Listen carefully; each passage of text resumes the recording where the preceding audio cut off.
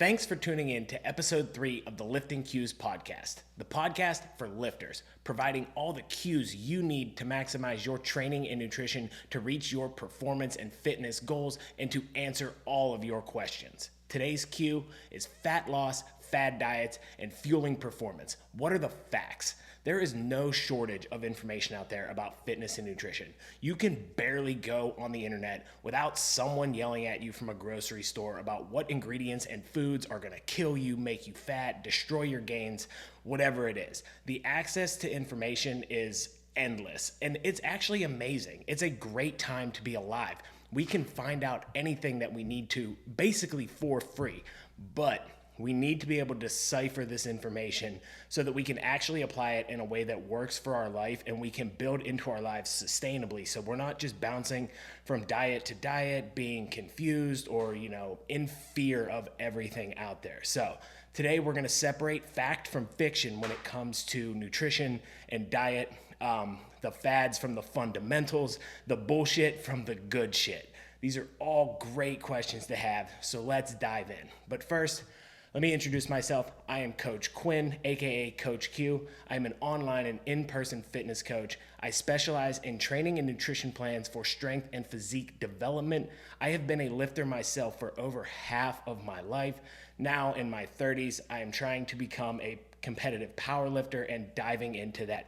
So my focus is on how to maximize training and nutrition for performance. How do we get stronger, build muscle, and do all of the things we want to do in life instead of just taking everything away? So that is the lens through which I am going to view everything from maximizing body composition and fat loss to fueling performance and everything in between. So with that, let's dive into fat loss, fad diets, and fueling our body for performance. Now, to understand any of this and why it works and how it works, we need to understand the fundamentals of nutrition.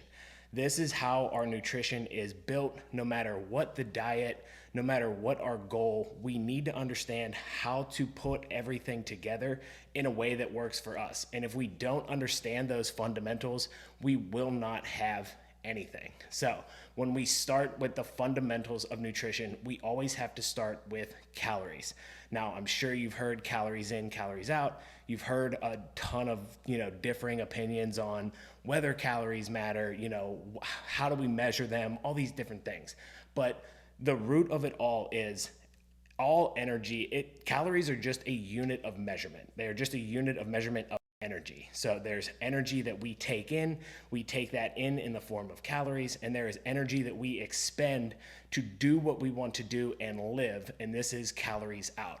This is just energy balance. This is a law of physics. We cannot escape this. Matter cannot be produced from nothing. It has to be produced from something. So if we are gaining weight, whether it is muscle or fat, we are taking in more calories than we are expending. If we are losing weight, we are expending more energy than we are taking in. This is a law. Now, what determines whether or not we are in this energy deficit or energy surplus is there's a ton of different things that are going to be factoring into this, but we cannot escape the fact that this has to be the case if we are losing weight. We have to be in an energy deficit. We have to be in negative energy balance or positive energy balance to then gain weight. Now, how we do this is going to vary, like I said, again, and it's going to vary on a bunch of different things, age, height, sex, how much you move, hormones. They do play a role, but your hormones either just make it so that your energy out is possibly less than you think, your body is working less efficiently, or you're taking in maybe more calories and storing more than you might otherwise, be taking in. But regardless, we have to find a way to find that negative energy balance if we want to lose, or that positive energy balance if we want to gain, regardless of our hormones, regardless of our situation. So everything comes back to these calories, this unit of energy measurement. Now, calories break down into 3 macronutrients. We'll go in order of what is probably the most important. So we're going to start with protein. Obviously, if you've heard me talk at all, you know how important protein is. I'm sure you've seen it online over and over again. Get your protein, get your protein, get your protein. Now, protein is essential to get because there are 9 essential amino acids. Now, when we use the word essential in nutrition, it is because we have to get it from our food. We cannot produce it on our own. That makes it an essential nutrient. So there are 9 essential amino acids that we cannot get other than to eat them. So we do have to eat protein. So it promotes its role in tissue building. There is an effect on metabolism, possibly from making you feel more full. There's some evidence that says protein is more satiating than, other macronutrients. Now, I'm a little iffy on this being, a surefire thing. I can eat a ton of protein. I know for me, even if it's like, just plain chicken breast, I can smash some chicken, especially if I have this idea in my head that it's doing something good for me. I can really, get myself to eat a lot of it and get excited about eating a lot of it. So the satiety effects might differ from person to person, but when we think about it, if we're eating lean protein sources, you can eat a higher volume of them and, possibly feel more full. Like I said, the plain chicken breast is probably going to be more satiating. We're going to have to chew it, cut it, do all those things. It's going to take us a little bit longer to eat. So maybe that plays a role in satiety, but just in and of itself, I'm not quite sure that protein, really does affect satiety the way that they say, but that could be a benefit that you could find from increasing your protein intake. Also, it has the highest thermic effect of food. Now, this is the amount of calories it takes to actually digest the food that you eat. So protein has the highest amount, but again, it's not really by a lot. And the thermic effect of food is about 10% of our energy expenditure on any given day, give or take. So it's not a big amount of our energy expenditure, and protein is only increasing that a little bit. But again, it could be a benefit, depending on where we are in our fat loss cycle or fat gain. So keeping that in mind, that it will possibly speed up your metabolism slightly. Also, protein can be very calorie efficient. As I mentioned, if we're eating lean protein sources or, fat-free sources of dairy and things like that, we can eat more volume for less calories. Protein has 4 calories per gram, as well as carbs also have 4 calories per gram, whereas fat, which we're going to talk about next, has 9 calories per gram. So again, calorie efficiency. When we're thinking about building our diet, we want to think about how can we eat the most amount of food for the least amount of calories. So that's where protein can really come in handy, is you can get a lot of protein for, a smaller amount of calories if you plan it right. And, using protein shakes and things like that are pure protein will keep it even lower. So this is a great way to get your protein number up, but keep your calories in check. But protein is going to be essential, again, for the body. Now, there's 2 sources of protein. There's animal sources and plant-based sources. So the animal sources, for the most part, are quote-unquote complete proteins. What this means is they have all 9 essential amino acids in them that our bodies can take in. Also, animal proteins are going to be more digestible than plant-based sources because the plant-based sources have more fiber. It takes more for our body to break down. It's harder to get that amount in. Also, most animal sources have the right amount of leucine. Leucine is one of the 9 essential amino acids. Its role is it promotes the absorption of amino acids and protein into the system. So we need the leucine as well, and all the animal sources are going to have the right amount of leucine and all of the essential amino acids. Now, we can get this from vegan sources as well. Things like soy and pea have really good amino acid and leucine profiles, and if we mix different plant-based sources, so you can get, a legume-based, like a pea, the soy-based proteins, and mix them with like a grain like wheat or rice, or corn as well. You can mix those two together and give you a really good amino acid profile, plenty of leucine. You just might have to be more cognizant, again, because of the digestibility. We may need to eat more protein, or we just may need to supplement a little more. Vegan sources of vegan supplements are also really good if you want to go that route. So it is a great way to get your protein in. When they compare it to whey, it's really not much different. So make sure that you can supplement with it as well. Just make sure you're getting it from a reputable company, because there is some issue with heavy metals as well. So when we're thinking about our protein and how we want to build out our diet, are we going to go, more animal-based sources of protein? If we are, let's stick to those leaner sources, the non-fat dairies, and the lower fat sources of beef, the chicken breast, the white meat chicken, turkey, white fish. Salmon is great as well. It has some essential fat, has a ton of protein as well. So those are great sources for the animal side. Also eggs, egg whites, things like that. The vegan side, we're going to look more to those soy-based varieties. There's pea-based proteins. Just getting a variety from the plant-based sources as well. And if you're eating a whole food vegan diet, you should be fine to be able to get your protein in the range that you need to. So when we talk about that range, it looks like it's about 0.7 grams per pound of body weight, anywhere up to 1.2. There's really not an upper limit that we know of for protein. It's been shown, all the way up to like 3 grams, I think, per kilogram or something, even that high. So up to 2.2 grams per pound of body weight.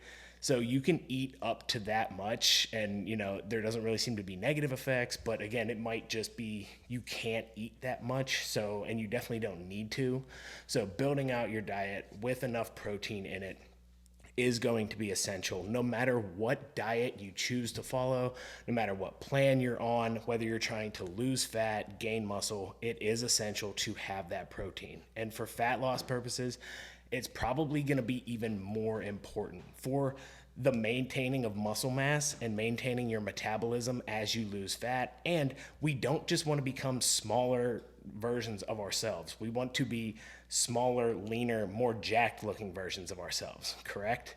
So why would we not want to maintain as much muscle mass as possible? So keeping that protein number up is going to be crucial to a fat loss diet, especially if the satiety and the calorie efficiency of those protein sources really works for you to be able to, maintain a good calorie deficit and feel good about it and be able to eat a high enough volume of food. So let's make sure that we get our protein in. Now, when it comes to fats, that is another one of the macronutrients. Again, remember, 9 grams per pound of body weight. Now, fat is essential to eat as well. We cannot break down and produce all of the fat that we need ourselves, especially omega-3s and omega-6s. They must be consumed, and these are essential for health. They're essential for things like brain health, heart health, inflammation, all kinds of different functions in our body. So we need to make sure that we're getting enough omega-3s and omega-6s from the diet. Also, fat plays a role in nutrient absorption. There are fat-soluble vitamins, so vitamins that are stored in fat and tend to possibly digest better and absorb better when eaten with a fatty food. These are things like vitamin D, vitamin A, vitamin K. We need fat to be able to store those. So we want to maybe eat those with fat, but this doesn't seem to be a super high amount. Dietary fat is also necessary for hormone function. Now, this probably has the most evidence of the reasons that we need to eat fat that I listed. So omega-3s and omega-6s seems to be you can get plenty of it if you get the right ratio, with about 17 grams of fat for men, maybe 12 grams of fat for women. Like I said, if the ratio is adequate enough between omega-3 and omega-6. For nutrient absorption, if you can get 10% of your calories from fat, it seems to be sufficient. There's not a ton of evidence on this. You would think there would be, but it doesn't seem to be all that high. So while it is essential, we don't have to be super high. But if we're concerned about hormone function, this goes for men and women. So both sex hormones are affected by the fat in our diet. We want to get a minimum of 20% of our calories from fat to maintain proper hormone function. If you get super lean for extended periods of time, you're not going to be able to keep your hormone levels up no matter what. Plus, it will be really hard to keep your fat levels up if you want to get that lean, again, because of that calorie cost. So just being mindful of how much fat you're eating. So if you were setting up like a macro plan right now, we would have found our maintenance calories and set our calories then based on our goal. If we wanted to lose fat, we would go down maybe 10%. This is a conservative rate of weight loss, so maybe 0.25 to 0.5% of body weight per week. So pretty slow, but possibly, an easy enough to maintain diet. And if we're trying to maintain as much muscle as possible, we're okay with that slow rate. If we want to go a little bit faster, maybe we drop it 15 to 20%. This is getting a little bit higher into that deficit. We might be a little bit hungrier, have a little less energy, but we'll get to our goal a little bit faster. And then, we can go all the way up to like 30%. I really wouldn't go any higher than that. You can go up to 40, but you're going to be really hungry. So thinking about the goal there. And then if we're going to a surplus, I recommend much, much smaller. So the goal with a surplus is to build muscle. So we don't need quite as much of a surplus as maybe the bros on the internet would lead you to believe. You don't need to just pound food all day long. You can make gains really with a maintenance diet most of the time, but possibly 5 to 10% increase in your maintenance calories will be just fine to be able to gain as much muscle as you want.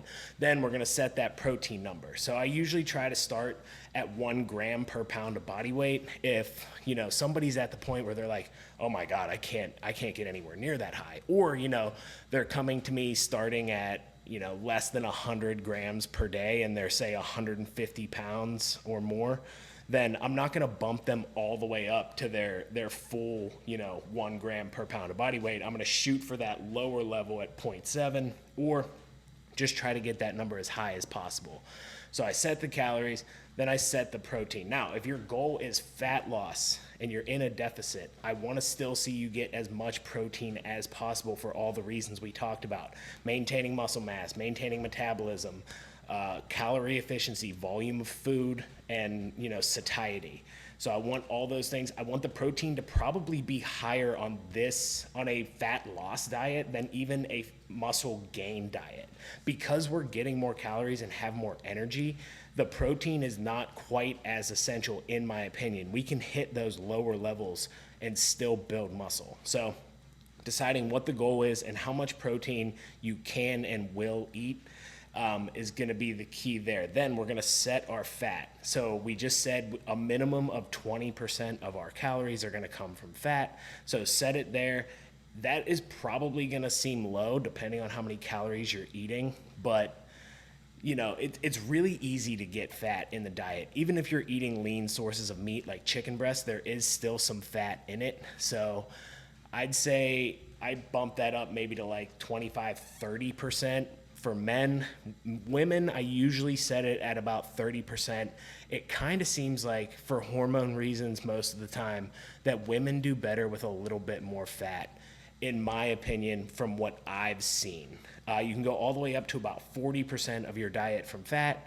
Anything higher than that, it's just going to take up too many calories. Again, the fat is essential. It is not necessarily bad for us, but we need to get it in, but be able to maintain a diet that we can stick to. Now, you're going to see later in some of the fad diets that this number goes up higher than that. That's okay. We'll, address that when we get there, but I'm going to set a maximum of 40% if I'm going with like a macro-based flexible diet.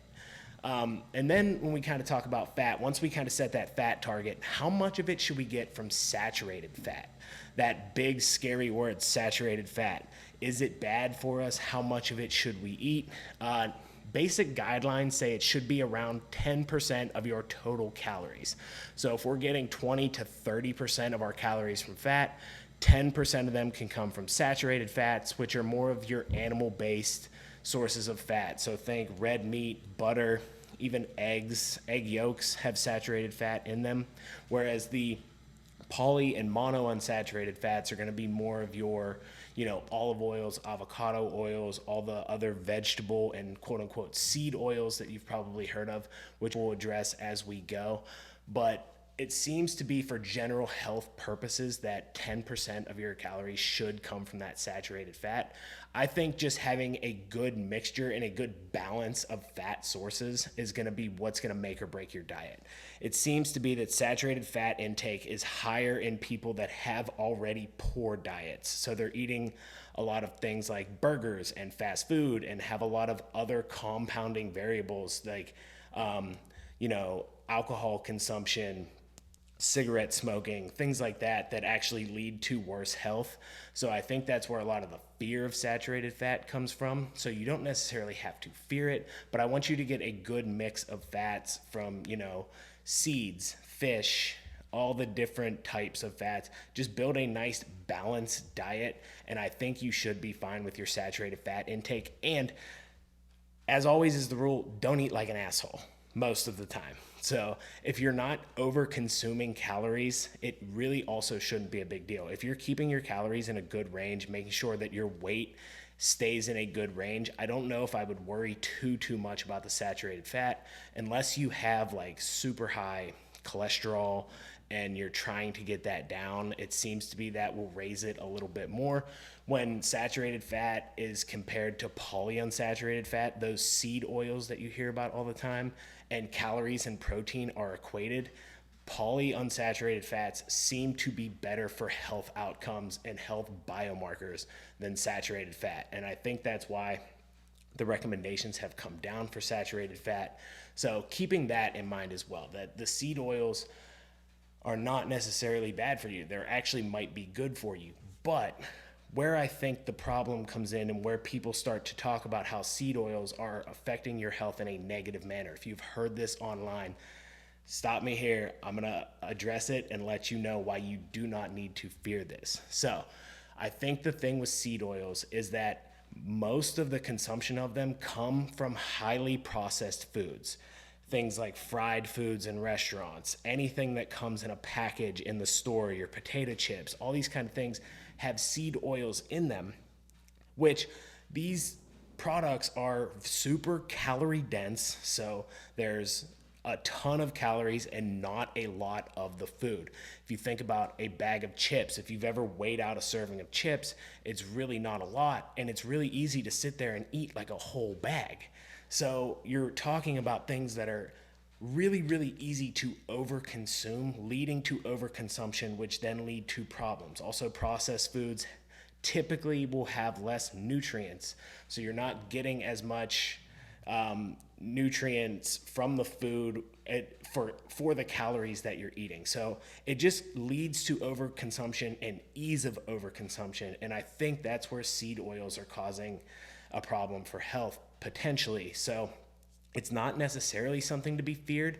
It's just something to be mindful of what type of foods am I eating? Am I just cooking with a little bit of this oil? Am I eating it here and there? Am I getting stuff from like nuts and seeds? Then it shouldn't be too much of a problem compared to saturated fat. But you do not have to fear seed oils. Again, if you're not eating like an asshole, you're focusing on whole foods, managing your calories in some form or fashion, you should be okay with a mixture of these fats. So that, again, is something to keep in mind as the foundation of your diet. Now, we move on to carbohydrates.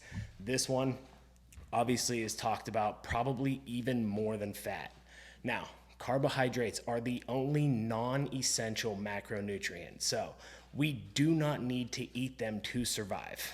Now, just because we don't need to eat them to survive does not mean that we shouldn't eat them or they need to be avoided. The brain is fueled by glucose, so the brain does need carbohydrate to function, but your liver will provide all of the glucose that your brain needs to survive. Your body will do anything to keep your brain alive, so your liver will produce that. Now, if you're not consuming any carbs on top of that, you won't have a ton for your muscle and for, other energy levels and energy systems in the body. It will mostly go to the brain.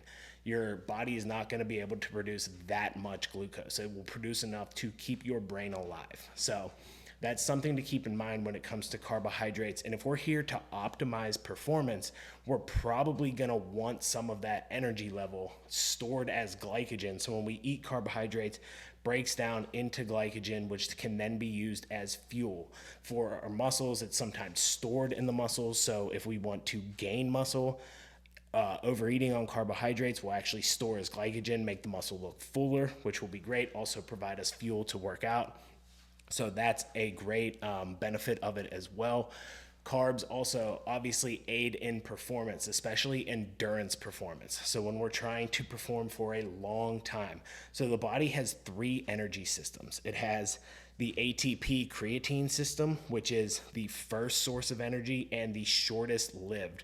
It's like 10 seconds. So your very, very high intensity burst, or that first burst of energy, uses the ATP system. Now this can be refueled in a few minutes with rest, but then once that taps out, we are going to go to the glucose glycogen system. So that is going to be the main source of fuel until this is tapped out, and then we will start going into fat stores. So I think that's where the not eating carbohydrates is good for fat loss, because you'll skip that glycogen glucose response, or that energy state, and go straight to the fat oxidation state.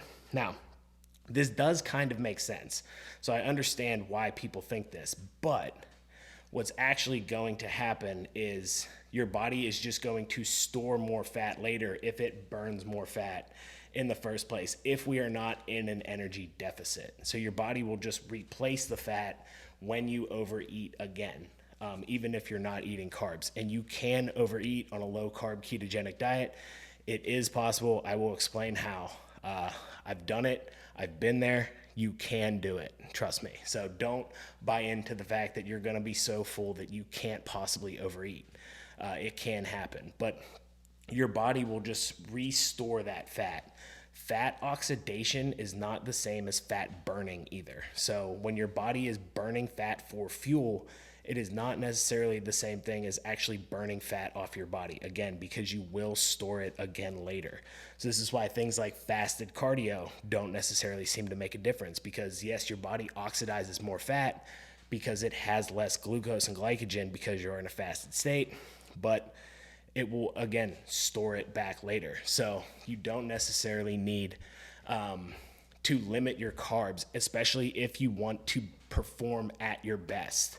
Now, you don't need as many carbs as people will lead you to believe to perform your best, especially if you're not doing a high volume or high endurance training. So anything endurance wise, yes, you are going to want to keep your carbs up, but in like CrossFit and things like that, or if you're doing like a bodybuilder style leg day, maybe you want some carbs. But if you're just a general lifter, even a power lifter, you don't need as many carbs as you think. You can get plenty. You don't need to eat a Rice Krispie treat before you work out. You'll be okay. But those carbs are going to provide us some fuel. We do want to restock that after we've used it. We want to be fueled up, but anything in the last 24 hours should be able to be used as fuel for any sort of general or even, hard strength workout, as long as the volume is not so high that you just can't possibly do it. So what are our carb sources? Carb sources are things like fruits and vegetables.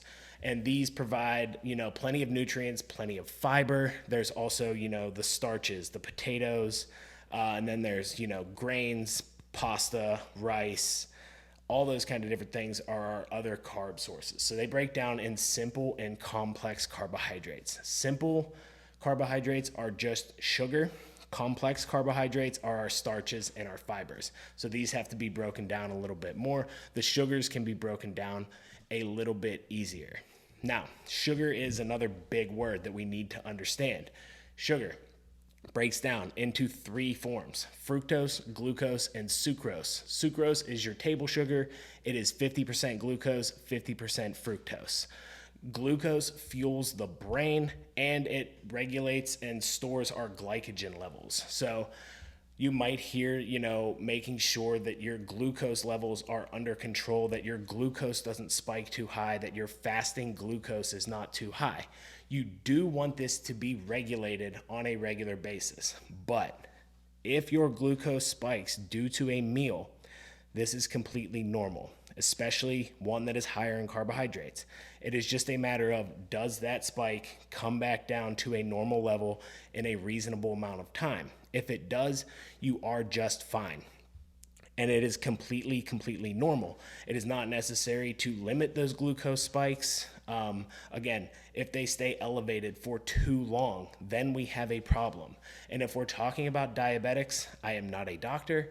Please see your doctor. If you are a diabetic, I am not talking to you in general terms. There is very specific things that you should be doing, and you should be under the supervision of a doctor, not listening to me on this podcast or on YouTube blab on about how sugar affects your body, because it is different for you. I am not an expert. I do understand, the basics of it and kind of what to do, but I can help guide you with the guidance of a doctor. So just getting that out of the way, all caveats always out of the way. Always check with your doctor, before doing anything supplement wise or anything like that if you are concerned. But so as we break down all these sugars, you've probably heard the different fear-mongering things about all of them, especially things like fructose. There's even people that say you shouldn't eat fruit because it has fructose in it, and it, goes to your liver and causes fatty liver disease. Now, consuming too much fructose does seem to be an issue, but it is not normally in the case of like eating too much fruit. The amount of fruit that you would have to eat, given its fiber levels and its slow digesting nature, will be so high that I don't think you could feasibly do it to actually cause problems from fructose. I think where fructose comes into play is in things like added sugars, and sugary beverages are usually higher in fructose, which leads to an overload of it because it is so easy to overconsume. You're hearing a theme here. The ease of overconsumption is a problem when it comes to any of these ingredients or any of these macronutrients. So really consider that whenever you're thinking about, what ingredients should I avoid? What am I eating too much of? What's too easy to overconsume? Not necessarily that the ingredient itself is the problem. The dosage is in the poison. So think about that. Now, when we hear the word fructose, you probably think of high fructose corn syrup, which is in, things like sodas, pop, and all those different kinds, usually in other processed sweets and candies and things like that. And this has that moniker of being very bad for us. But when we think about fructose, it's actually usually about 55% fructose, 45% glucose. So it's not just fructose, even though it is called high fructose corn syrup. Sure, it's higher than table sugar, but again, not necessarily the problem in and of itself. It is the foods that it comes with and the ease of quick and overconsumption. So when we think about like a soda, we're talking about 120 plus calories of pure, basically high fructose corn syrup with no fiber, not really any nutrient to speak of. And if we're taking in, multiples of those a day, it is jacking our calories up and we're not doing anything to burn it off, then yes, it's going to become a problem for our health because we are over consuming.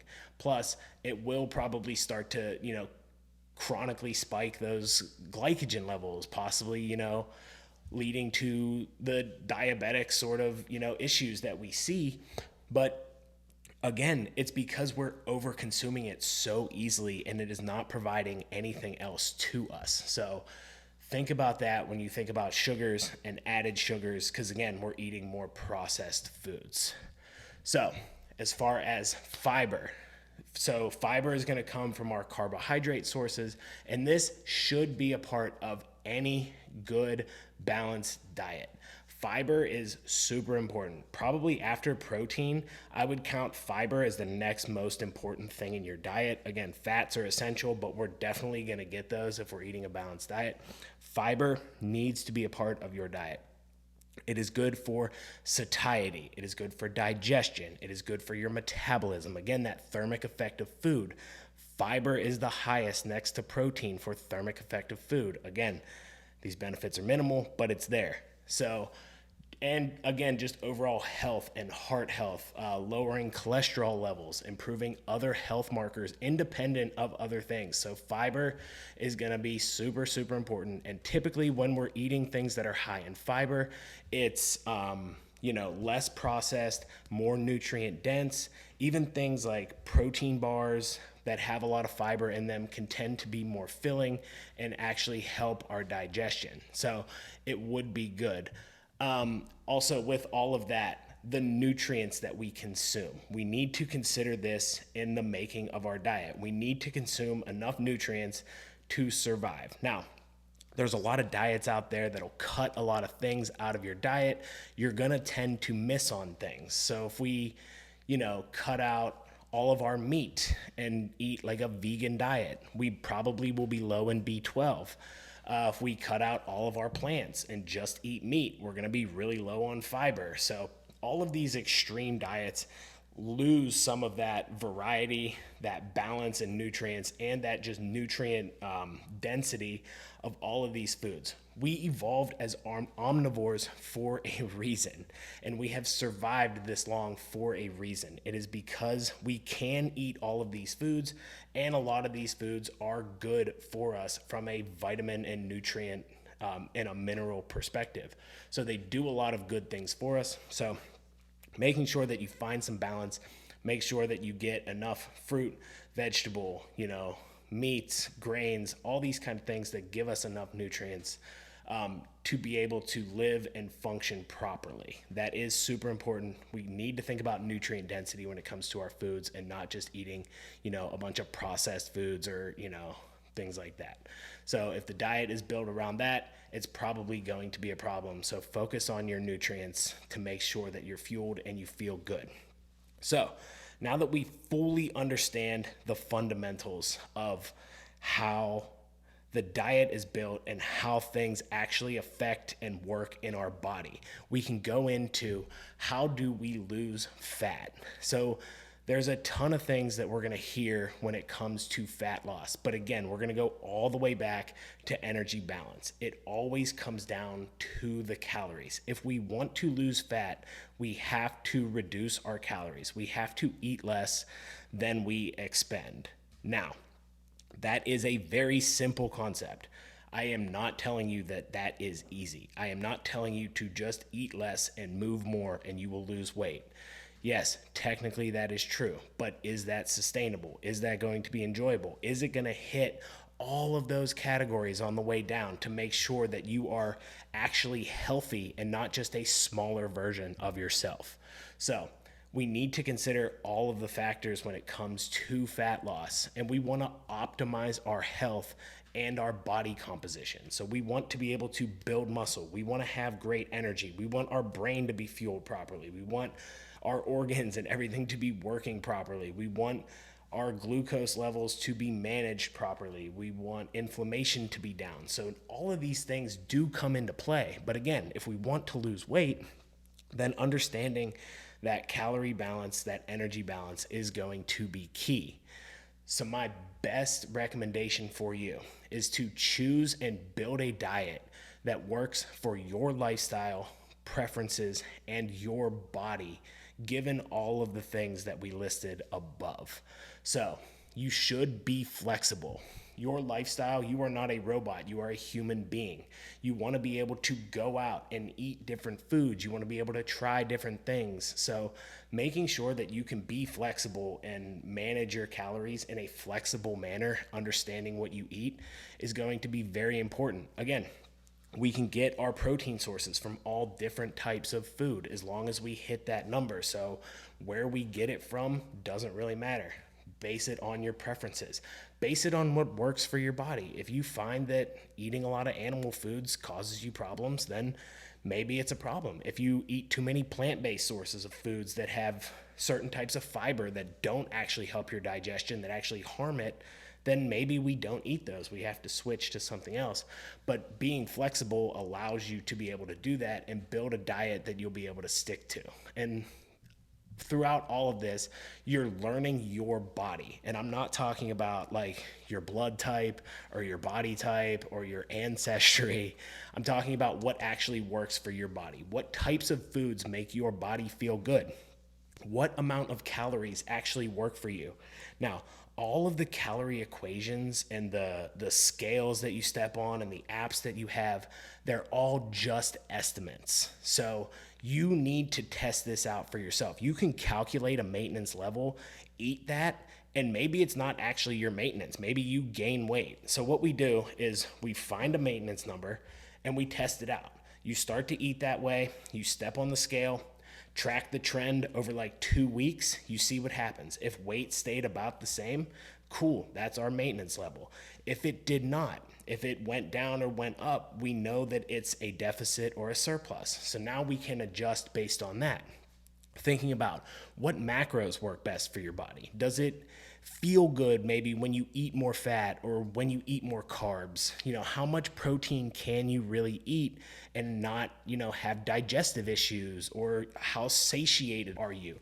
What blend of macros works for you? Now, we need to continue to test this out for ourselves. But if we don't understand what they are, we can't make any of these adjustments. So we need to track, at least for some portion of our life. We need to understand where calories are coming from, where we're getting our calories, and what calories and macros work best for us. But if we're not tracking, how can you manage it? You're gonna forget things that you ate. I'd forget what I ate yesterday if I didn't eat the same thing every freaking day. So you will forget things. You will forget little things you add into your food. So spending some time tracking and measuring your food and understanding how to do it is going to be key. Also, I very much recommend keeping it simple. A lot of people look for elaborate recipes for their diet and stuff like that. I want everything to taste delicious. It will. You can find foods that taste delicious. Find a couple of seasonings that you like, find a few lean meat sources that you like, or vegan protein options that you like, and learn how to cook them in a way that is easy and tastes good to you. Find a few carb sources that you like. I love to eat like lentil pasta and things like that have a little bit more protein and fiber in them than like regular pasta or too much rice. Like rice doesn't really keep me full, so I don't tend to eat it too often. I'll eat more quinoa or something. Like these are the starches. And I notice when I eat potatoes, I tend to overeat them, or the way that I make them, I like them, kind of fried with some oil or something like even baked in the oven with oil on top. But I think I add too much because every time I tend to eat potatoes, or it just causes me to hold on to more water, I tend to gain weight. It's not great for me when I'm trying to lose fat. So I avoid that kind of food. But just finding these different meal options, find some veggies that you like, some fruits that you like, and combine them in ways that make it easy to cook and make it less thought consuming. So you're not thinking about the food all the time. You're just like, okay, I'm going to have chicken pasta tonight. I'm going to have fish and quinoa tomorrow. Like, plan out your week that way, and simple to make meals. That way you're not buying a bunch of different ingredients, shopping around for hours, trying to decide what sounds good every single time. If you can keep it simple, you can be more consistent. Also, it will probably lead you to less cravings and actually possibly lead you to eat less. So if most of your diet is built around the same foods, you'll be less likely to overeat because it will possibly get a little boring. You're not like, oh, I need to eat every single bite of this because I'm never going to have it again.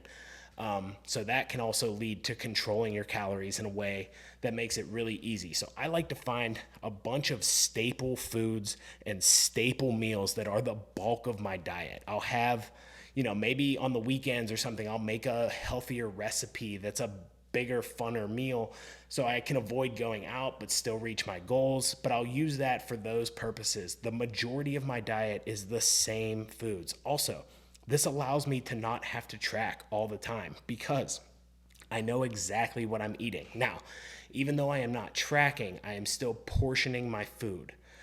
Everything I eat goes on the scale. So I know exactly how much of each food I am eating. So if I need to make adjustments up or down in my weight, or I want to make adjustments up or down in my weight, I know where I need to cut food from because I am still measuring it. I am just not tracking it on an app and on my phone the entire time I'm in the kitchen, or, all day while I'm meal prepping. I can just get that done because I'm still measuring it and I know how much I'm eating. So find those kind of things that you like. Also, eat as much fruit and as much vegetable as you like. The calorie efficiency is great.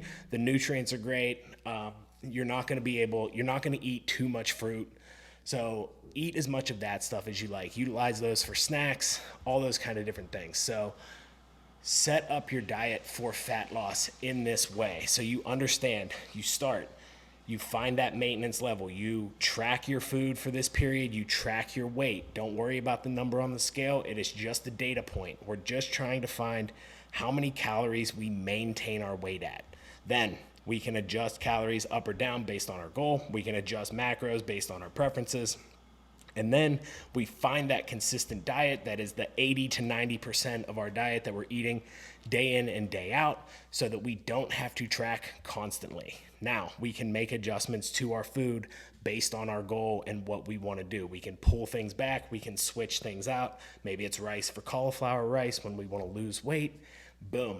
Really easy swap. So making the swaps easy, making the adjustments very, very easy will lead you to finding the diet that you can sustain that will be good for fat loss, your body composition, and even muscle gain when you want to do that. So making sure that you can do all of those things, I think makes it super, super easy. But if you want to follow a very specific diet that has a name for some reason, we can talk about them. So let's talk about the fad diets. So fad diets I'm basically going to call it any diet with a name, because to me, your diet is just what you eat, as I just laid out to you.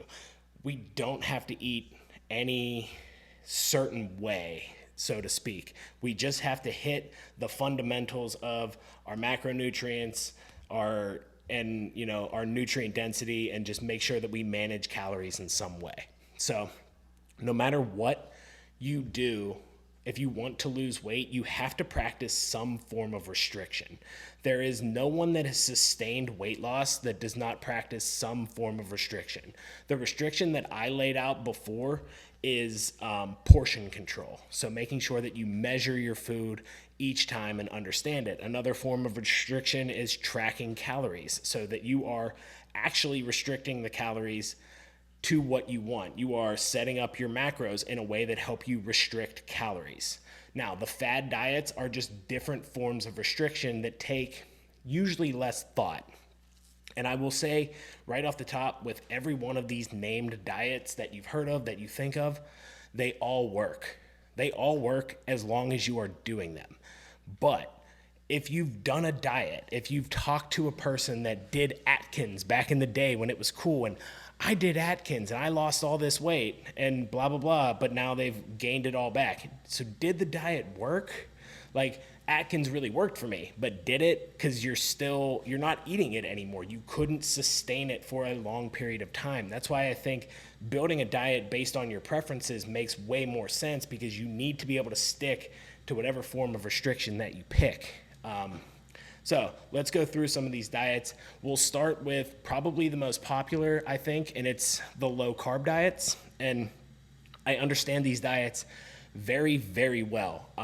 When I started really getting into nutrition, so going all the way back into my story, I was an athlete my entire life. Never gave a shit about food, really. It was just like, when I was growing up, it was whatever mom was making, whatever she bought us for lunch, like, the basic kind of standard American stuff, meat, potato. We didn't really eat vegetables until I think I was in high school, because my mom didn't like them, so she didn't cook them. But anyway, like, there was always fruit. I ate like Pop-Tarts and cereal for breakfast, like sandwiches for lunch, and then, like I said, meat, potato for dinner. That was the basic of my diet, and then we'd go out on the weekends, or, if there was a sporting event or something like that. It was kind of whatever you wanted.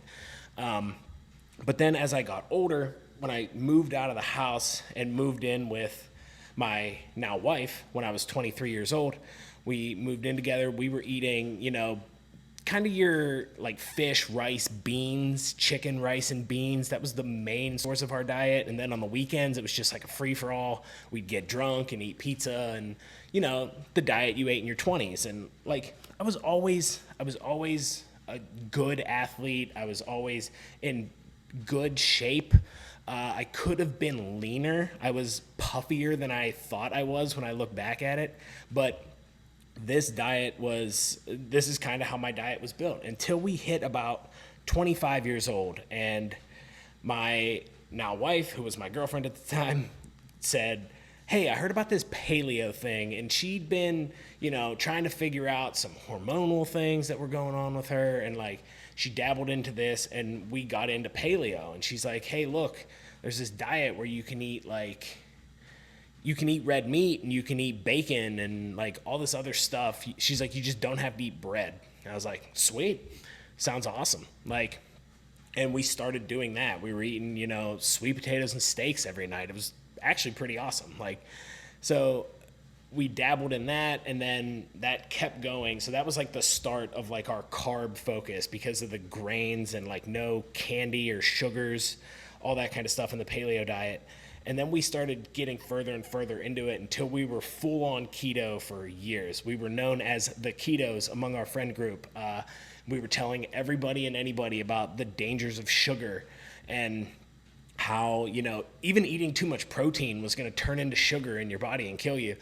That's a slight exaggeration about the kill you part, but this is the stories that we were telling while we would get drunk on the weekends. And while I would get drunk, I'm not going to lump her into this. I would get drunk and tell people all the benefits of ketogenic dieting for hours. I was a lot of fun. You can imagine hanging out with me.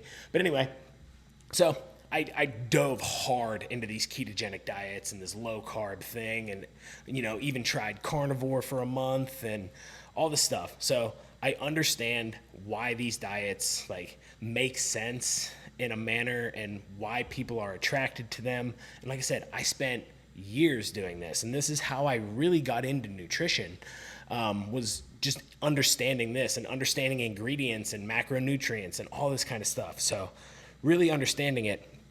But so you have with the low carb diets, you have, the ketogenic version, which is basically was a diet that was developed for epilepsy. It helped epileptics not have seizures, which is a great thing. So it is a high fat, low carb, kind of moderate protein diet. So you can be anywhere from like 70% fat, 20% protein, 10% carb, somewhere in there. So there's that. There's just your kind of low carb diet. So keeping carbs like under 100 grams, under 50 grams, but still eating kind of a moderate to high protein and then just kind of wherever the fat falls. So you have all these kind of things. And then you have like the extremes, like the carnivore diet, where you're eating literally just meat, no sugar at all, even though now some of them eat like honey and fruit because it's natural. Whatever. I tried carnivore for a month, and at the end of the month, I ate an entire bag of broccoli. I was craving something green and crunchy and fibrous so bad.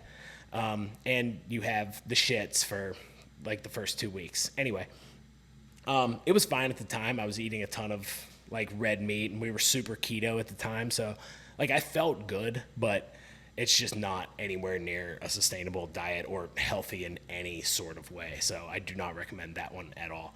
If you want to be low carb, it's cool. I understand it, because the theory again is carbs and sugar spike insulin levels, and insulin is a storage hormone. So when your insulin spikes, it does that because you've eaten a meal. Now your insulin spikes to store everything that you just ate. So it is considered a storage hormone, and it moves, glucose around the body, and it stores in the muscle. And the theory is if you don't use it, it stores as fat. So this is the theory that sugar spikes insulin, insulin goes up, causes you to store more fat and store carbs as fat.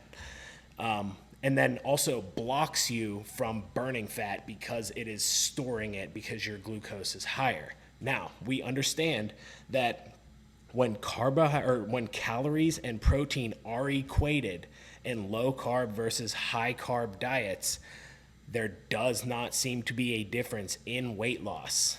Actually, there is a benefit to body composition and muscle mass with the higher carb diets. So, this does not pan out in the literature at all. And I will tell you the moment where I realized this and it hit home for me is there's a guy by the name of Gary Taubes. He wrote a few books. I think it was Why We Get Fat. And I think there was one called The Sugar Fix. Anyway, he was one of the main people promoting the ketogenic diet, talking about it. I read the books.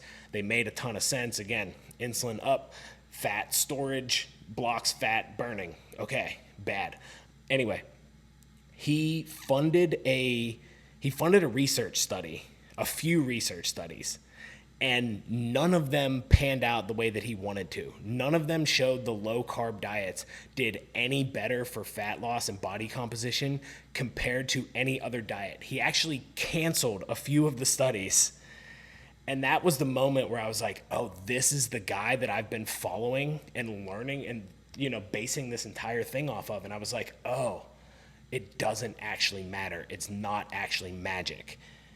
I understand now. The reason that low carb diets work is because they make it an easy form of restriction. You restrict an entire macronutrient, your carbohydrates, brings your calories down just by cutting those out. If you don't replace them all, then it will work out. I was also getting to the point where my weight had really plateaued. I didn't have as much muscle. I didn't have as much energy as I wanted.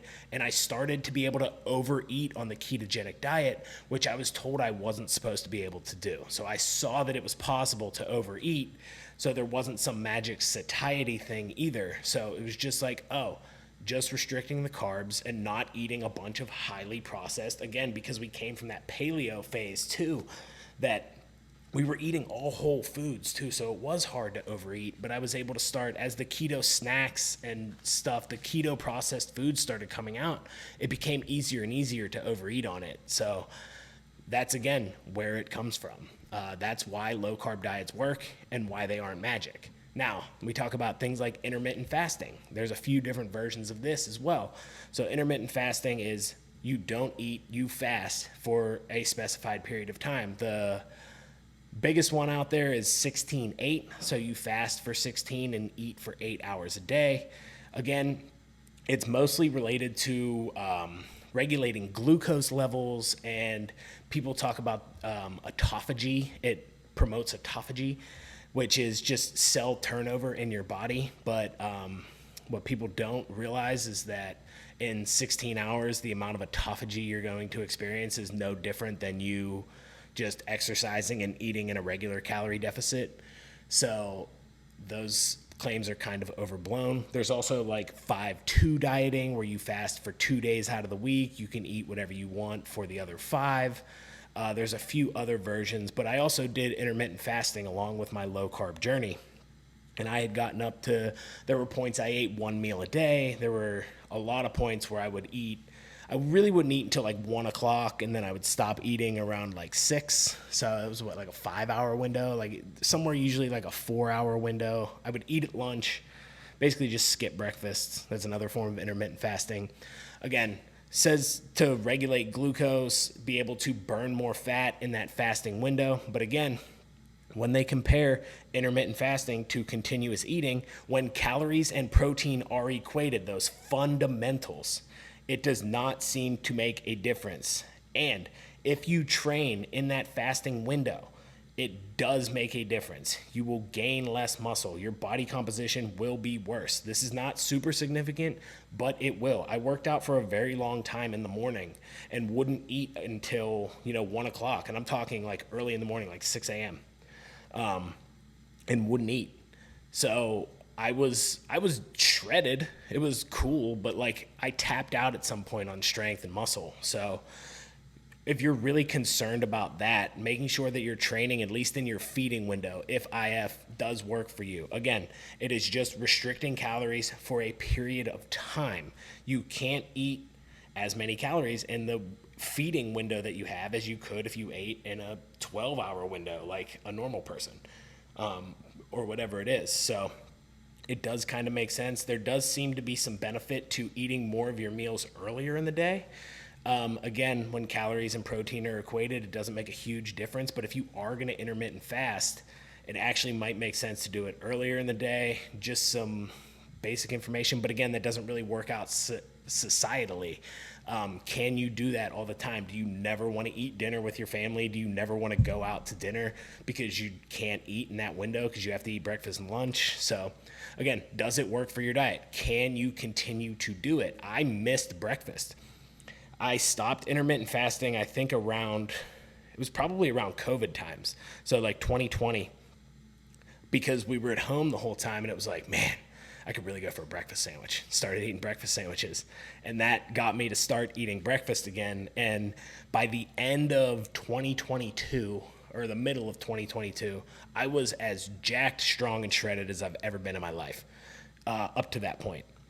Now I'm stronger than that, not as shredded, but anyway, it doesn't matter, I digress. But that's kind of when I stopped intermittent fasting and I realized that I could build more muscle and I had more energy, just because we were also eating carbs again, all those kind of things. So that's why intermittent fasting works. There is nothing magic about fasting. Now, prolonged periods of fasting, maybe, but again, like the 3-day fasts that you see out there that, again, autophagy and all this stuff, it's like, okay, cool, but like if you just go back to eating your shitty diet again, like what did those 3 days really do? So in those 3 days, you did a bunch of good things for yourself, supposedly, but when you go back to just eating the same thing again, did it really matter? I don't know. So that's kind of where I am on fasting. It's not magic. It does work if you can stick to it. If it makes sense for you to skip breakfast and you feel good doing that, keep it up. Go for it. Then we have like the vegan, vegetarian, and I'll lump the Ornish diet in there as well. The Ornish diet is basically just a plant-based diet that focuses on, whole grains, nuts, legumes, fruits, vegetables, and plant-based sources of protein. It just includes that in there. So I'll include that in with this. Again, it's just restricting an entire food group. It's restricting meat and sometimes animal products. If you're vegan, vegetarians can eat dairy and eggs, which a vegetarian diet, if you eat eggs and dairy, I think you can build a really, really good quality, sustainable diet. It's very plant forward. You got plenty of fiber, plenty of nutrients, plenty of satiety, as long as you're eating a whole food vegetarian diet. And then you're also getting the protein from the eggs and the dairy, which is great. So you get that quality protein along with a bunch of plant sources and nutrients and all that kind of stuff. So I actually think you can build a really good vegetarian diet if that kind of works for you, your lifestyle, and your preferences.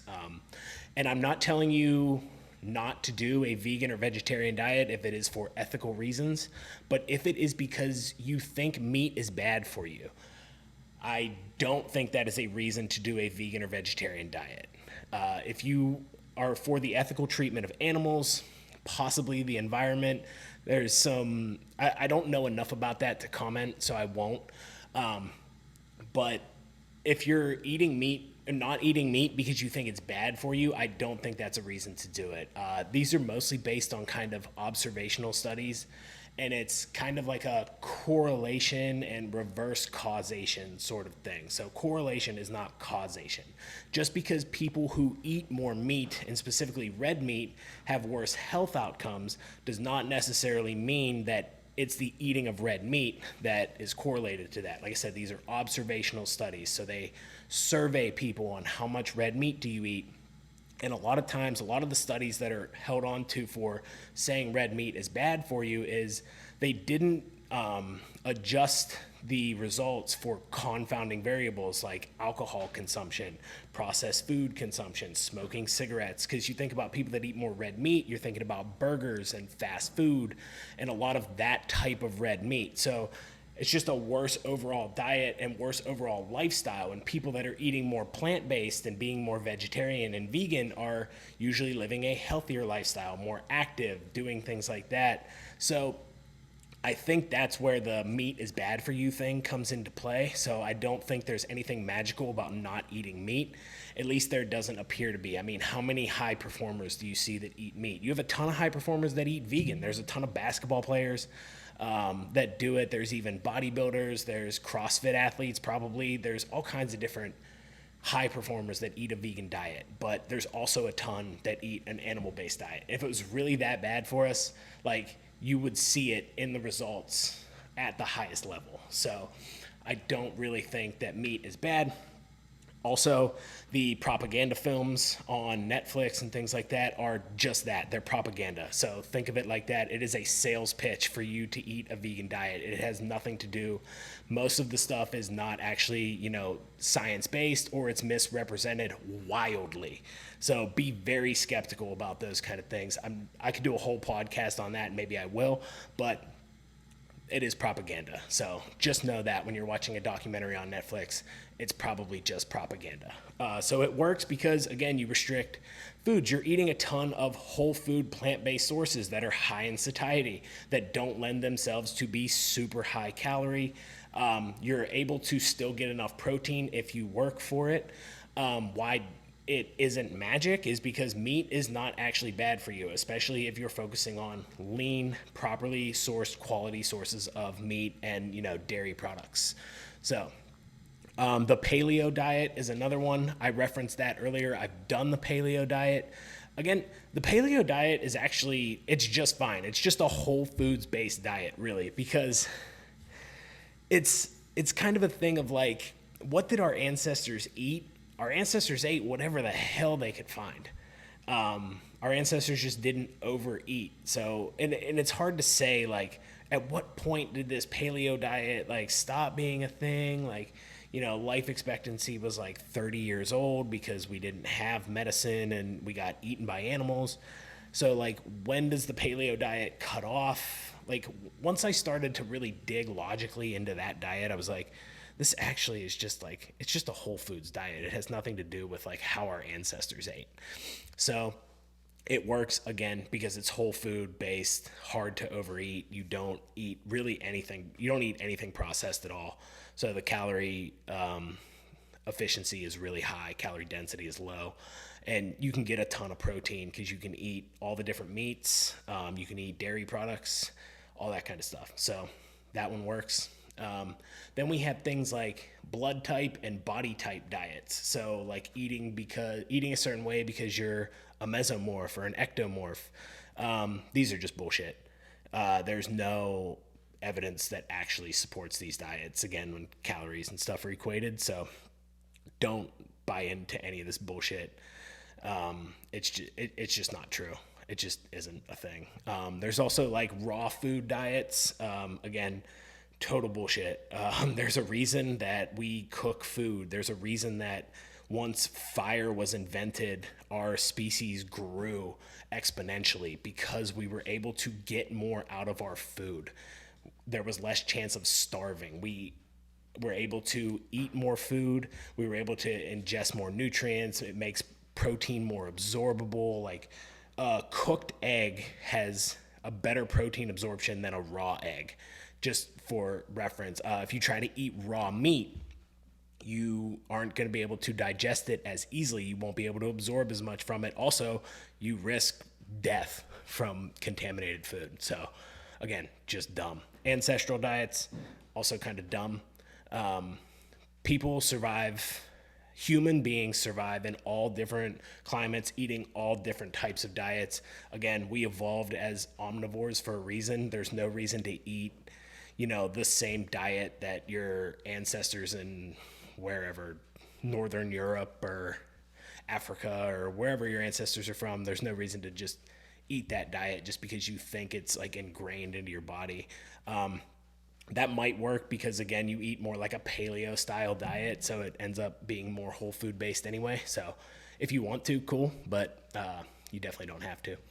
Then we have things like the DASH diet, which actually it's a pretty good diet from just a fundamentals perspective. So you have the dietary approaches to stop hypertension, or DASH. So it's based on veggies, fruits, whole grains, eating fat-free or low-fat dairy products, fish, poultry, beans, nuts, vegetable oils, those PUFAs that we talked about. It limits foods that are high in saturated fat, fatty meats, full-fat dairy, and oils like coconut, palm, those kind of things. It limits sugar-sweetened beverages and sweets overall. So, pretty good. I mean, we're eating a lot of whole foods. We're probably getting a lot of fiber because we're focusing on those fruits, veggies, whole grains, lean meats, fish. So we're getting our healthy fats, nuts, beans, all these kind of things that give us healthy fats, fiber. It's great. If you can do this diet and make sure that you hit your protein target, get enough protein, I think it's a great way to follow a diet. If you, like I said, need a diet with a name that kind of lays it out basically for you, that's great. The Mediterranean diet. There's a lot of argument as to whether this diet is actually Mediterranean. Also, the Mediterranean is kind of a big place. There's a bunch of different places in the Mediterranean, so which diet are you following? But overall, if you follow the Mediterranean diet, it is a great diet. It is very similar to the DASH diet. The oil base is olive oil, lean meats, a lot of fish, a lot of plant products, whole grains, beans, legumes, nuts. So it's kind of the same thing. And again, as long as you can get enough protein, I think the Mediterranean diet and the DASH diet are probably the best diets that have names that, make sense for what you're trying to do. And then you have, there's countless diets out there now, but you have things like flexitarian, pescatarian, that again, just limit certain food groups. Pescatarians, they only eat fish as their source of protein. Flexitarian, I think maybe fish, eggs, dairy. I'm not 100% sure on that one. But they're all kind of the same, this kind of same thing of like eat a lot of vegetables, fruits, whole grains, the olive oils, those kind of things, limit fatty meats, eat lean proteins, eat fish. So all these diets are really, really good. And then you have diets like Weight Watchers, which again are just portion controlled diets. So if you really look at what do all successful diets, all these successful diet plans have in common? Number one, they restrict calories in some form or fashion. They keep you from overeating, and all of them focus on whole foods. You can eat a really unhealthy, like vegan, vegetarian diet. Oreos are vegan is the classic joke. So you can eat a bunch, and they're making all kinds of different processed foods that fit, like the vegan, the gluten-free, the keto. So you can still overeat on processed foods, but all the ones that are usually most successful, emphasis on whole foods. I think the ones that are best have a focus on a variety of nutrient-dense foods as well. So you get fruits, vegetables, whole grains, nuts, beans, legumes, different oils, different meats, lean meats, fish, eggs, dairy, even if it is low-fat dairy, which I think is probably the best way to go just because of the protein content. So they all kind of focus on that. There's a bunch of healthy fats. There's plenty of fiber. So the diets that are most successful that show up on most lists will be those ones that have those things all in common. But the big question at the end of all of this is, which one of those diets is sustainable for you? Because again, to reiterate, they will all work. I promise. They will all work for you. But can you stick to it, or are you going to do this diet for 12 weeks, stop, and gain the weight right back because you just go back to eating the way that you were because that's what you like, because you haven't built healthy habits and healthy, sustainable lifestyle and food choices that actually work for you that you can actually stick to. That is the key, is how do we sustain diets? Weight loss is actually kind of easy. It's maintaining weight loss that is the hard part. So I think finding the diet that works for you and your lifestyle is the one that's going to work. So the best diet is the one that you will stick to and that you can eat at different levels. So you can eat to gain, you can eat to lose, and mainly you can eat to maintain, because that is the key, is you're going to eventually hit a weight that you like and you want to maintain that. So we need to know that we can eat to maintain it.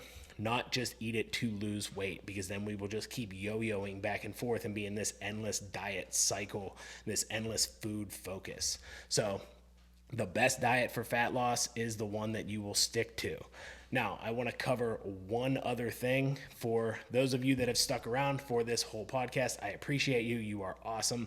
Now, how do we fuel our body to build muscle and perform the right way? So we've talked a lot. Everything was kind of focused on how do we build a diet that is good for fat loss. But if we really want to make sure that we fuel, optimize performance, and be able to grow in the right way, all the fundamental things are going to be there. We need to focus on whole foods, making sure we get plenty of nutrients, fiber, definitely protein. We're going to want to eat some carbohydrates. How much? So it seems to be about 3 to 4 kilograms are going to be enough to fuel most performance, most high levels of performance. If you're a high level endurance or like CrossFit athlete, you can probably get up to 6 grams per kilogram. That would be on the high end. But again, building your diet out, giving yourself a maintenance calorie or, calorie surplus, small calorie surplus, setting your protein at somewhere around 1 gram per pound of body weight, fat at a point that works for you and your preferences. Now we can adjust the fat and the carbs to play with our performance and see what works best for us. Also, if you want to gain muscle, I would recommend overeating on carbs. So you have your maintenance diet. Your protein's always going to stay the same, whether you're trying to gain or lose, usually. Maybe you bump your protein up a little bit if you're trying to lose. But you bump up your calories, bump most of those up from carbs. Again, they're going to store as glycogen. They're going to fuel us to train harder and make us look fuller and give us the look that we want when we're trying to gain. So carbs are actually going to be more important when you're trying to fuel, obviously, and you're going to be utilizing it as well. You're not just going to be pumping yourself full of carbs and not utilizing any of it. So the surplus isn't super necessary. Like I kind of alluded to at the beginning, you don't need as high a surplus. They did a study. Now it was very small, but it was pretty tightly controlled, of comparing maintenance to 5% surplus and like a 15% surplus. The groups that did the best were actually the 5% and the maintenance surplus. They were very, very similar. The 15% surplus didn't actually seem to show any additional gains other than body fat. So you're just gaining fat at a certain point, not actually putting on more muscle. So you don't really need a huge surplus. But again, depends on what your goal is at the time. How high is your output? Maybe the surplus needs to be a little higher, but if you're just trying to gain strength or even a little bit of muscle, it doesn't seem like a surplus is that necessary. So we can actually avoid putting on too much body fat and jacking our food up too much and almost force feeding ourselves. So that's a good thing. If you really need to grow or really want to for whatever reason, the surplus can go as high as you need to, but that's pretty much the benefits of fueling your body for performance calorie wise. Again, protein can pretty much stay the same. 1 gram per pound ish. I think if you're trying to gain, it can actually be a little bit lower just because your body has more fuel. It's going to be less likely to pull from amino acids for energy, which is the last thing your body ever wants to do. So unless you're in a severe deficit and you're super lean, you don't have to really worry about that. But I'd say most of your protein should probably come from animal sources. Again, you can do it as a vegan. You can fuel performance. You can gain muscle. You can get bigger, but you just have to concentrate a little bit more. It's kind of overblown as how much more you have to do. Because again, if you're eating 0.7 to 1.2 grams per pound of body weight of protein, even if it's from vegan sources, as long as from a variety, and you're possibly adding, a supplement, which most of us are doing anyway. So adding a vegan shake is not like some crazy thing. I mean, I use vegan shakes from time to time just because it works out for me and it's, convenient, but it can be done. So I think it's a little bit overblown as to exactly how much. As long as you're eating enough protein and you're able to get it from a variety of sources, you'll be just fine doing it from plant-based sources. And again, biggest thing, what makes you feel good? Especially when you're trying to eat more food, you're looking at digestive issues, you're looking at things like that, feeling bloated. So making sure that the foods work really well for you and just is eating more carbs better, or should you just jack up your protein and just feel a little more satiated? So really depends on you, but you can make it work with a small surplus. Just making sure that the carbs are in a good enough spot to fuel performance. 3 to 4 grams per kilogram of body weight should be just fine for most people. You could probably even do 1 to 3 if you're not, a high volume or very high endurance athlete. Then as far as pre and post workouts for fueling yourselves, so pre-workout, like I said, unless you're a high level endurance athlete doing a ton of miles, or like a CrossFit athlete that has some crazy WODs or something like that, pre-workout carbohydrates, probably not even necessary. As long as you've eaten carbohydrates in the last 24 hours, your body will have plenty of glycogen. Yes, even if you are a power lifter, you do not need your Rice Krispie treat. Sorry, guys. But you don't have to eat in between sets, or you don't have to eat Sour Patch Kids. Your pre-workout meal should be something that just makes you feel full. You don't want to feel hungry. I've talked about this study a lot, but they did a study where they basically gave people a bowl of mush, and one of them was sweetened with sugar, one of them was artificially sweetened, and then the placebo group just drank like water. And both the groups that ate something performed very similarly. So there was no detriment in performance from not having the sugar. So as long as you are not full, and as long as it is something that sits well in your stomach, if you're going to eat a bigger meal, it should be 2 to 3 hours probably before.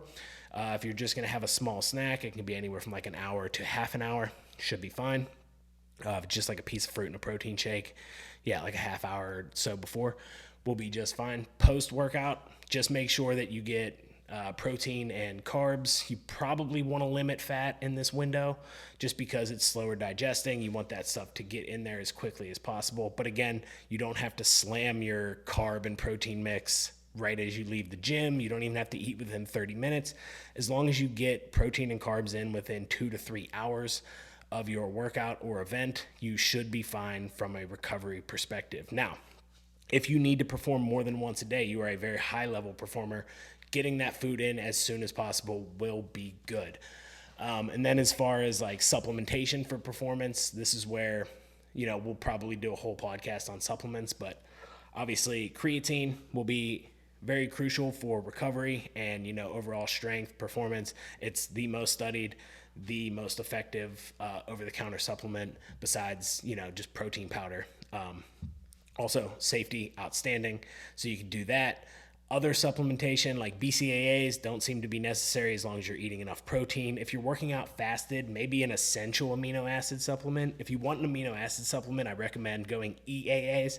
They're actually usually cheaper than BCAAs and have all the BCAAs in them and everything else that you need, so you might as well just do that. So going with that over BCAAs is probably the move if you want to supplement there. Anything else as far as like fat burning, the only other thing I'll recommend is caffeine, because it has been shown to improve performance outside of just the way you feel. It actually increases like contractile strength. Now there's some argument as to why that happens, but just know that it does. And if you're a caffeine consumer, you definitely want to consume it pre-workout, because you'll avoid the dip in not having the caffeine. So that might actually be where the benefit comes from. But again, outside of the feeling of caffeine, but anything else like beta alanine, only good for endurance. Citrulline, maybe it's good for, the pump and stuff like that, but it hasn't really been shown to improve performance or anything like that. So supplementing, just focus on fueling your body properly. Take the creatine, get some caffeine before you work out, and you should be in a good spot. Like I said, maybe amino acids if you're working out fasted, but I don't recommend doing that regardless. So with all of that, you've stuck around for this whole time. What have we learned? All the diets work. The best diet is the one that you will stick to. All the diets work to lose the weight. You will lose the weight if you do the diet, but can you keep it off? The only way to keep it off is with a sustainable diet. Now, the biggest thing that your diet has to do is stick to the fundamentals. It has to make sure that you get enough protein, you get all the essential fats that you need, you get plenty of fiber, you get enough carbs to fuel whatever your performance level wants to be. And just that the nutrient density in it is whole food based, and you don't eat like an asshole. You don't overconsume on a regular basis. That is going to be the key to any of these diets. So whichever one of those allows you to do that the best is the one that you should do.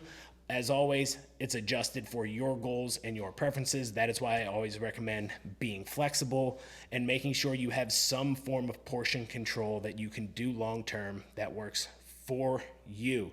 Make sure that it works for you, and you will be able to achieve whatever the goal is, whether it is fat loss, muscle gain, strength performance, endurance performance, whatever it is.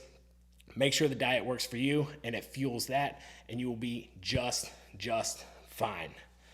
Thank you for listening to the Lifting Cues podcast. Please like, rate, subscribe if you liked the show. Follow me on Instagram at CoachQ_fitness and Coach Q on Facebook for more content and to interact with me. Let me know if you liked the show. If you didn't, let's talk about it. Ask your questions that can be answered on the show. And until next week, lifters, I'll see you then.